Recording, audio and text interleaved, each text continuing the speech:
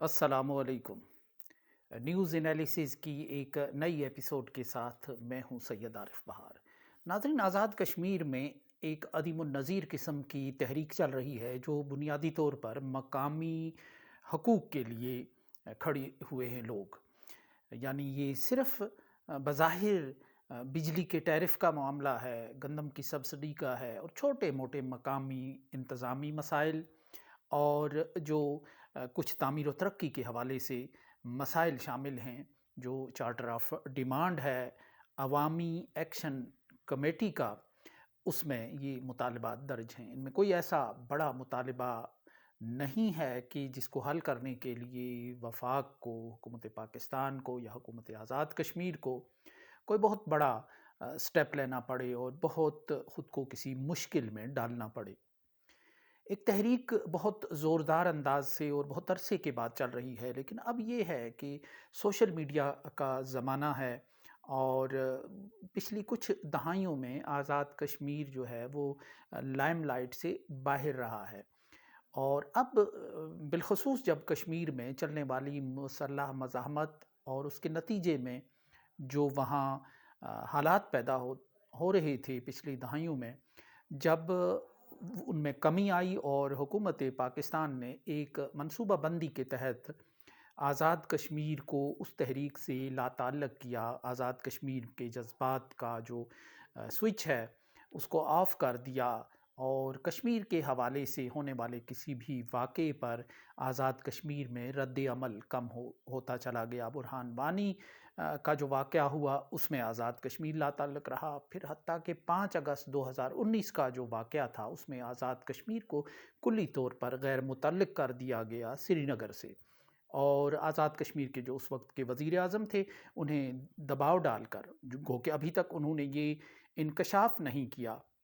یہ وضاحت نہیں کی کہ انہیں کس نے اس اہم ترین مرحلے پر آزاد کشمیر سے غائب ہونے پر مجبور کیا، اور وہ امریکہ میں جا کے مفقود الخبر ہو گئے اور ان کی کوئی خبر نہیں تھی۔ اور ظاہر ہے بعد میں انہوں نے دبے لفظوں میں کہا کہ ان سے کہا گیا تھا جو ذمہ دار لوگ ہیں کہ آپ منظر سے ہٹ جائیں۔ ظاہر ہے جب آزاد کشمیر کا وزیر اعظم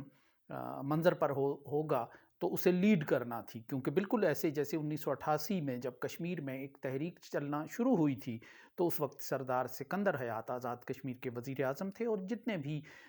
سٹیپس لیے جا رہے تھے اس تحریک کی حمایت کے لیے سیاسی سطح پر اور سیاسی انداز سے، ان میں سردار سکندر حیات ہی لیڈ کرتے ہوئے نظر آ رہے تھے۔ سارک سربراہ کانفرنس میں جس میں کچھ اہم فیصلے بتایا جاتا تھا ہونے تھے یا کر لیے گئے تھے بے نظیر بھٹو اور راجیو گاندھی کے درمیان اسلام آباد میں، تو ان کی جو مخالفت اور مزاحمت ہے ان فیصلوں کی، اس کو بھی اس وقت سردار سکندر حیات خان نے لیڈ کیا تھا۔ لیکن 5 اگست 2019 کے فیصلے کے وقت فاروق حیدر خان کو غائب کر دیا گیا منظر سے، تو اس کا مطلب یہ ہے کہ کہیں نہ کہیں مفاہمت موجود تھی اس حوالے سے کہ اس تحریک پر یا اس بھارت کے اس عمل پر کوئی زوردار رد عمل ظاہر آزاد کشمیر سے نہیں ہونا چاہیے، اور یہ اس تمام فلسفی کی نفی تھی کہ جو آزاد کشمیر کے بیس کیمپ ہونے کی بنیاد ہے، یعنی جو آزاد کشمیر کا موجودہ انتظامی ڈھانچہ ہے، سیاسی ڈھانچہ ہے اور جغرافیائی ڈھانچہ ہے، اور یہ سارا اس بنیاد پر کھڑا ہے کہ اس نے بیس کیمپ کا کردار ادا کرنا ہے کشمیر کے اندر چلنے والی تحریک کو۔ لیکن 5 اگست 2019 کے بعد یہ بساط چونکہ الٹ کر رہ گئی، تو اس کے بعد آزاد کشمیر کا جو رول ہے نہ صرف وہ محدود ہو گیا بلکہ معدوم ہو گیا، بلکہ اب اس کے وجود کو بھی معدوم کیے جانے کی باتیں ہونے لگی ہیں۔ اب یہ جو تحریک چلی ہے بظاہر یہ پبلک ایشوز کی تحریک ہے، عوامی مسائل کی تحریک ہے، لیکن اس میں آزادی کے نعرے بھی لگ رہے ہیں اور پاکستان سے اور بھارت سے آزادی کی باتیں ہونے لگی ہیں۔ تو بہت سے لوگ ہم سے پوچھتے ہیں کہ ان کے لیے یہ چونکا دینے والی بات ہے، یا تو ایک ایسی جنریشن ہے جو بھول گئی ہے اس قصے کو کہ آزاد کشمیر میں آزادی کے نعرے لگنا کوئی نئی بات نہیں ہے، یا پھر وہ جنریشن ہے کہ جو حالیہ چند دہائیوں میں ابھر کر سامنے آئی ہے، بڑی ہوئی ہے، سامنے آئی ہے، عملی زندگی میں ہے، کہ جس کو اندازہ نہیں ہے کہ آزاد کشمیر میں یہ جو سینٹیمنٹ ہے یہ بہت پرانا سینٹیمنٹ ہے۔ اس سے پہلے کہ میں اس سینٹیمنٹ پر بات کروں کچھ ہلکے انداز میں، ایک ولاگ میں یہ ساری کہانی بیان نہیں کی جا سکتی، نہ اس میں تاریخ کے مد و جزر کے حوالے سے پوری بات مکمل کی جا سکتی ہے، لیکن بہرحال اس تحریک کے اندر جو اس وقت آزاد کشمیر میں چل رہی ہے، خود مختار کشمیر کا جو ایلیمنٹ ہے، جو اس نعرے پر یقین رکھنے والے لوگ ہیں، وہ سب سے اگلی صفوں میں نظر آتے ہیں، پرجوش ہیں، وہ ایک انقلابی جوش و جذبے کے ساتھ اس میں شریک ہیں۔ وہ سینٹیمنٹ آزاد کشمیر کی ایک ایسی زمینی حقیقت ہے کہ جس کو نہ فتویٰ بازی سے ختم کیا جا سکتا ہے، نہ اس کو انڈیا اور را کے نام پر ختم کیا جا سکتا ہے۔ یہ وہ قوم پرستانہ جذبات ہیں اس اسٹیٹ کے اندر کہ جو اس اسٹیٹ کے ایک ہونے کے نتیجے میں، جب مہاراجہ نے اس اسٹیٹ کو خریدا تھا، تو پھر جب یہ ایک ہوئی تھی تو اس کے اندر ایک جذبہ قومیت پیدا ہوا فطری طور پر، اور اس ایک ریاستی ہونے کا جو ایک فیکٹر ہے وہ ابھر کر سامنے آیا۔ بہرحال راولہ کوٹ جس میں یہ جذبات، جس علاقے میں یہ جذبات بہت گرم ہوتے ہیں، وہاں صابر کشمیری صاحب جو ہیں، ایک بڑے معروف پولیٹیکل ایکٹیوسٹ رہے ہیں، وہ ایک اپنی ہی لکھی ہوئی ایک نظم اس حوالے سے پڑھ رہے ہیں۔ پہلے وہ سنتے ہیں، پھر اس پر ہم مختصر سی روشنی ڈالتے ہیں کہ آزاد کشمیر میں آج بجلی اور آٹے کے حوالے سے چلنے والی تحریک میں آزادی کے جذبات چه معنی دارد؟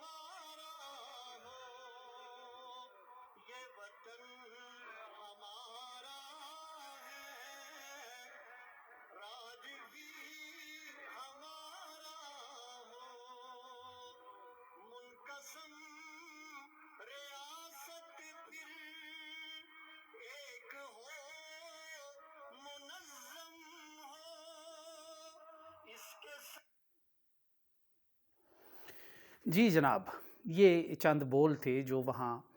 صابر صاحب نے سنائے، اور اس طرح کے بہت سے نعرے بھی لگ رہے ہیں، اس طرح کی بہت سی تقریریں بھی ہو رہی ہیں، اس طرح کے بہت سے بیانات بھی سامنے آ رہے ہیں،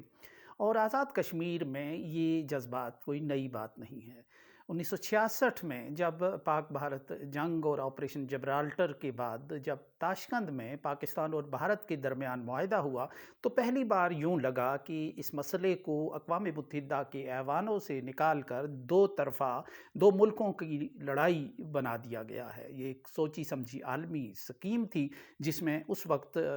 دنیا کے دو بلاکس میں تقسیم دنیا کے تمام بڑے چودھری جو تھے، تمام بڑے جو لوگ تھے، اجارہ دار تھے، انہوں نے مل کر یہ کوشش کی کہ اب کافی عرصہ گزر چکا ہے، اقوام متحدہ میں ایک ایکسرسائز ہو چکی ہے، اس کا کوئی نتیجہ نہیں نکلا عالمی فورم پر، اب اس مسئلے کو سرد خانے میں ڈال دینا چاہیے، اور پاکستان اور بھارت کے درمیان اس کو ایک ایسا تنازع بنا کر پیش کیا جانا چاہیے کہ جس کو یہ وقت کے ساتھ ساتھ خود حل کرتے چلے جائیں۔ یوں تیسرا فریق اقوام متحدہ شملہ میں دونوں ملکوں کو، ایوب خان کو اور لال بہادر شاستری کو، ایک کمرے میں بٹھا کر اقوام متحدہ اس میں سے غائب ہو گئی، اور یوں لگا کشمیریوں کو کہ پہلی بار انہیں اندازہ ہوا کہ اب یہ معاملہ حل کرنا نہ تو پاکستان کے بس میں ہے، اور نہ ہی کوئی عالمی ادارہ اس میں اس انداز سے سرگرمی دکھانے کو تیار ہے کیونکہ وقت کا کہ پل تلے سے بہت سا پانی بہتا چلا جا رہا ہے اور بہت سا بہنے کو تیار ہے۔ اس کے بعد مقبوضہ کشمیر سے آئے ہوئے ایک نوجوان 17 سالہ جو جب آئے وہ آزاد کشمیر میں قدم رکھا تو وہ 17 سال کے نوجوان تھے، محمد مقبول بٹ، جنہوں نے یہاں آ کر اپنا جو کیریئر ہے وہ ایک صحافی کے طور پر ادا کیا۔ پشاور میں وہ اپنے علاقے کے ایک بزرگ کے پاس مقیم رہے اور پھر انہوں نے وہاں صحافت کی۔ پشاور میں ہی ان کا یارانہ، ان کی دوستی پاکستان کے معروف انقلابی شاعر احمد فراز سے ہوئی اور احمد فراز پھر ان کے نرم و گرم کے، سرد و گرم کے ساتھی بن کر رہ گئے اور انہوں نے کشمیر کی جو مہمات ہیں ان میں وہ ان کے رازداں، ان کے ساتھی رہے۔ یہی وجہ ہے کہ جب مقبول بٹ کو پھانسی ہوئی تو پاکستان میں ایک سکوت طاری تھا، پاکستان میں انہیں بالکل ایک پاکستان دشمن رہنما کے طور پر پیش کیا گیا تھا۔ پاکستانی میڈیا میں ایک سکوت کی کیفیت تھی اور انہیں اینٹی پاکستان بنا کر پیش کیا گیا تھا۔ کچھ آزاد کشمیر کے سیاستدانوں کا بھی اس میں رول تھا، لیکن احمد فراز وہ واحد پاکستانی دانشور اور شاعر تھے جنہوں نے مقبول بٹ کی پھانسی پر اس وقت بھی خوبصورت انقلابی کلام لکھ کر اس کو خراج عقیدت پیش کیا۔ مقبول بٹ نے الجزائر کی جو تحریک اس وقت چل رہی تھی بن بیلہ کی قیادت میں، اس کی طرز پر کشمیر کو آزاد کرنے کی ایک اسکیم بنائی اور محاذ رائے شماری کے نام سے، یعنی چونکہ مقبوضہ کشمیر میں شیخ عبداللہ گرفتار تھے اور نیشنل کانفرنس پہ پابندی تھی اور وہاں محاذ رائے شماری کے نام سے ایک تحریک چل رہی تھی جس کا مرکز و محور انڈیپینڈنٹ کشمیر تھا، تو اسی طرز پر آزاد کشمیر میں محاذ رائے شماری بنا دی گئی اور پھر محاذ رائے شماری چونکہ ایک سیاسی جماعت تھی اور خود مختار کشمیر اس کا مقصد تھا، نعرہ تھا، تو مقبول بٹ نے پھر اس کا ایک عسکری بازو تشکیل دینے کا فیصلہ کیا جس کو NLF نیشنل لبریشن فرنٹ کا نام دیا گیا۔ یہ نیشنل لبریشن فرنٹ، اس میں بہت کشمیری کے بڑے شہ دماغ شامل تھے، GM میر تھے، GM لون تھے، عبدالقیوم میر تھے، میر منان تھے اور بہت سے لوگ تھے کہ جو اس کا برین تھے اور جو پرانے کشمیری تھے پاکستان میں مقیم وہ بھی اس کو سپورٹ کر رہے تھے۔ تو اس NLF نے 60 کی دہائی میں، 70 کی دہائی میں کشمیر کے اندر جا کر کارروائیاں کی، جموں میں کی، پنچ کے علاقوں میں کی اور یہ باقاعدہ طور پر ہٹ اینڈ رن کے اصول، گوریلا اصول کے تحت جو الجزائر میں تھا مروج رہا تھا یا جو فلسطین میں مروج رہا تھا تو وہ اس کے تحت کارروائیاں کرتے رہے۔ گویا کہ اس تحریک کو جو ایک کمیونسٹ بلاک ہے کسی حد تک اس سے وابستہ اسلامی ممالک کی ہمدردیاں اس کو حاصل رہی ہیں، مثلا یاسر عرفات بھی اس تحریک سے کچھ قربت رکھتے تھے اور انہوں نے مقبول بٹ کی رہائی کے لیے اندرا گاندھی کو خط لکھ کر اپنا اثر رسوخ استعمال کرنے کی کوشش بھی بعد میں کی تھی۔ تو یوں اس تحریک کا جو کنارے تھے اس دور میں وہ یہ تھا کہ جس کشمیر کو خون سے سینچا وہ کشمیر ہمارا ہے، یہ وطن ہمارا ہے، اس کا فیصلہ ہم کریں گے، اس پہ حکومت ہم کریں گے، اور اس طرح کے نعرے جو تھے وہ اس تحریک کی جان تھے اور آزاد کشمیر میں یہ تحریک بڑی حد تک لوگوں کی توجہ حاصل کرنے میں کامیاب ہو رہی تھی۔ اور اسی دوران 60s میں ہی نیشنل اسٹوڈنٹس فیڈریشن کے نام سے ایک اور انقلابی تنظیم بنانے کا فیصلہ ہوا جس کے بانیوں میں آزاد کشمیر کے سابق وزیر اعظم ممتاز حسین راٹھور، جو عارف کمال ہیں، سابق سفیر مرحوم جن کی کتاب بھی کچھ عرصہ پہلے منظر عام پر آئی ہے اور پچھلے عرصے اس کی تقریباً رونمائیاں بھی ہو رہی تھیں، جو آزاد کشمیر کے ایک معروف بیوروکریٹ طارق مسعود کے اور ایک پاکستان کے ایک معروف دفاعی تجزیہ نگار پروفیسر ڈاکٹر خالد محمود کے بھائی تھے چھوٹے، تو وہ اس میں شامل تھے۔ عابد ملک جو بعد میں چیف انجینئر برقیات رہے اور بہت سے ایسے آزاد کشمیر سے بڑے شعلہ بیاں مقرر، بڑے جیدار قسم کے نام شامل تھے جنہوں نے اس تنظیم کو میرپور میں اس کی تشکیل دی اور یہ NLF سے اور محمد مقبول بٹ کے خیالات سے 4 قدم آگے تھی۔ گو کہ یہ مقبول بٹ کے نظریات پر، ان کے راستے پر چلنے کی علم بردار تھی، لیکن اپنے نظریات کے اعتبار سے یہ زیادہ سخت گیر تھی اور کشمیر کی مکمل آزادی کی بات کر رہی تھی۔ خود مختار کشمیر کے نعرے کو ایک مقبول نعرہ آزاد کشمیر کے نوجوانوں میں بنانے میں اس تنظیم کا بڑا رول تھا اور اس طرح پھر وقت گزرتا چلا گیا اور دہائیوں پر یہ تنظیم بھی تعلیمی آزاد کشمیر کے تعلیمی اداروں میں بڑی مضبوط رہی، یہاں تک کہ محمد مقبول بٹ کو جب 1984 میں اندرا گاندھی نے پھانسی دی تو آزاد کشمیر میں ایک بہت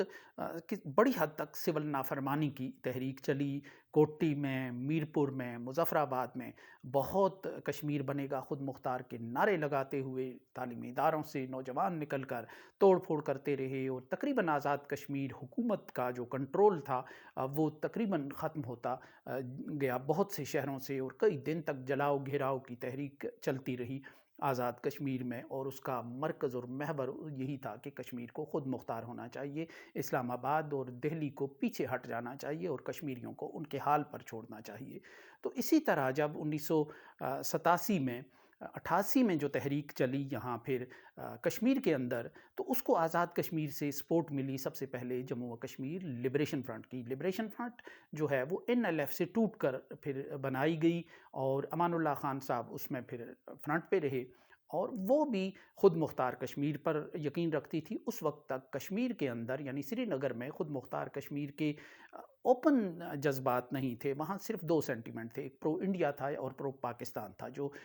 پرو انڈیا سینٹیمنٹ میں گند کر رہ گیا تھا خود مختار کشمیر کا جو حامی طبقہ ہے، یعنی نیشنل کانفرنس کی صورت میں جو لوگ خود مختار کشمیر چاہتے تھے نظریاتی طور پر، پرانے لوگ تھے، وہ بھی اس تحریک کا حصہ بن گئے تھے، یعنی پرو انڈیا دھارے میں وہ سیاست کر رہے تھے۔ لیکن پہلی بار پاکستان سے آزاد کشمیر سے ایسے سلوگنز گئے، ایسے جھنڈے گئے، ایسے کتابچے گئے، لٹریچر گیا کہ جس میں کشمیر میں دوبارہ خود مختار کشمیر کی تحریک کا احیاء ہوا، جس کے آج ہمیں یاسین ملک جو ہے وہ سرخیل نظر آتے ہیں مختلف ادوار میں۔ تو اسی طرح آزاد کشمیر میں کبھی بھی یہ سینٹیمنٹ کم نہیں رہا۔ 80 کی دہائی ہماری جو زمانہ طالب علمی کا دور ہے، اور ہم جانتے ہیں کہ تعلیمی اداروں میں کس طرح یہ جو national students federation, Kashmir freedom movement, اور اس کے بعد اسٹوڈنٹس لبریشن فرنٹ، جب جموں و کشمیر لبریشن فرنٹ کا ایک احیاء ہوا اور کشمیر میں انہوں نے کارروائیاں کرنے کا ایک پلان بنایا، تو پھر SLF کے نام سے ایک تنظیم بھی قائم ہوئی، اور ان تنظیموں نے NSF نے 1990 میں کنٹرول لائن توڑنے کی ایک کوشش کی چکوٹھی کے مقام سے۔ اس کے جو لوگوں نے مقبوضہ کشمیر میں داخل ہونے کی کوشش کی، جس پر بھارتی فوج نے گولیاں چلائی، اور یہ ایک عروج پر نظر آ رہا تھا، اور یوں لگ رہا تھا کہ آزاد کشمیر کا ہر دوسرا تیسرا نوجوان جو ہے وہ خود مختار کشمیر پر یقین رکھتا ہے اور اس انقلابی تحریک کا حصہ ہے۔ تو اس کے بعد وقتاً فوقتاً پھر یہ تحریک اپنا زور دکھاتی رہی، پھر تعلیمی اداروں کی اس کی جو لوگ تھے وہ بیوروکریسی میں چلے گئے۔ سردار عبدالقیوم خان صاحب نے جب حکومت سنبھالی 1985 میں، تو انہوں نے سب سے پہلے جو چند لوگ تھے اس تحریک سے وابستہ پروفیسر تھے، جن میں پروفیسر خلیق ایک مشہور کردار تھے، وہ انہی کے علاقے سے تعلق رکھتے تھے، ان کو نوکری سے نکال دیا، اور یوں بہت سی جو شخصیات ہیں وہ اس بنا پر زیر عتاب آتی چلی گئیں کہ وہ خود مختار کشمیر کی علمبردار ہیں، خود مختار کشمیر کی حامی ہیں۔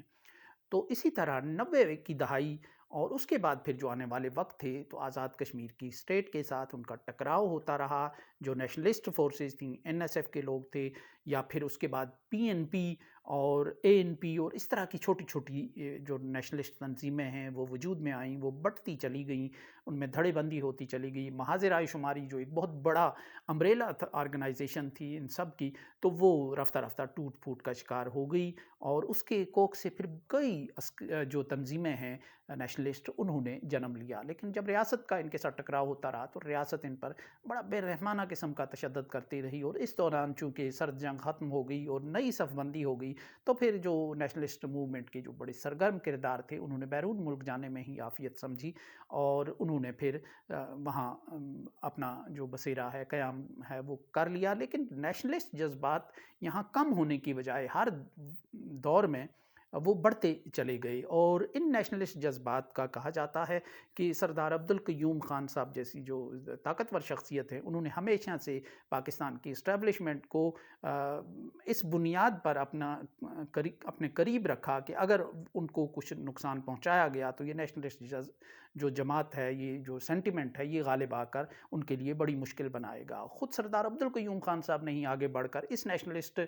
فورس کو آزاد کشمیر کے منظر سے، انتخابی منظر سے باہر نکالا، اور آزاد کشمیر کے انتخابات میں حصہ لینے کے لیے خود مختار الحاق پاکستان کی جو شرط ہے وہ لازمی رکھی، جس کی وجہ سے یہ لوگ سیاسی دھارے میں کبھی نہیں آ سکے۔ تو اس لحاظ سے آزاد کشمیر میں خود مختار کشمیر کے جو نعرے لگنا، آزادی کے نعرے لگنا، سری نگر اور اسلام آباد، دلی اور اسلام آباد کو ایک پلڑے میں رکھنے کی جو بات ہے، وہ کوئی نئی بات نہیں ہے، یہ بہت پرانے جذبات ہیں، اور اس کی ایک پوری تاریخ ہے، اور اس کا ایک اس کے ساتھ نباہ کیا ہے پاکستان کی اسٹیٹ نے، پاکستان کے اداروں نے، وہ اس کے ساتھ نباہ کرنے کے پرانے عادی ہیں۔ یہ الگ بات کہ سوشل میڈیا کا زمانہ ہے اور نئی جنریشن کے لوگوں کو ابھی پوری طرح انہیں حیرت ہو رہی ہے کہ اگر یہ آزاد کشمیر ہے تو پھر اس میں آزادی کے نعروں کا جواز کیا رہ جائے۔